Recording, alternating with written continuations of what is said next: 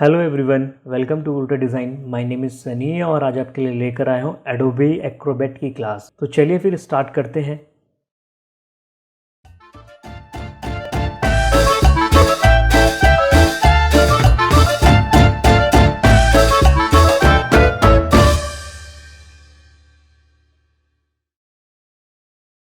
In today's class I will teach you how to create PDF from Word. तो उसके लिए मैं पहले अपना एडोबे एक्रोबैट को ओपन करूँगा, देन इसके बाद मैं क्रिएट पे जाऊँगा। क्रिएट पे जाने के बाद पीडीएफ फ्रॉम फाइल, देन यहाँ से वर्ड फाइल को मैं सिलेक्ट करूँगा, ओपन करूँगा। कुछ सेकंड के लिए हमारे को यहाँ पे वेट करना है।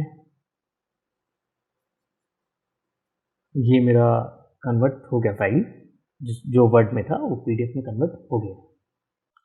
आई होप आज की वीडियो आपको बहुत अच्छी लगी होगी। अगर वीडियो अच्छी लगी है तो लाइक करें और अगर आप चैनल पे नए हैं तो सब्सक्राइब करें और नोटिफिकेशन जल्दी चाहिए तो बेल आइकन पर क्लिक करें और इसी तरीके से मेरी वीडियो को देखते रहें, कुछ सीखते रहें। Thank you for watching.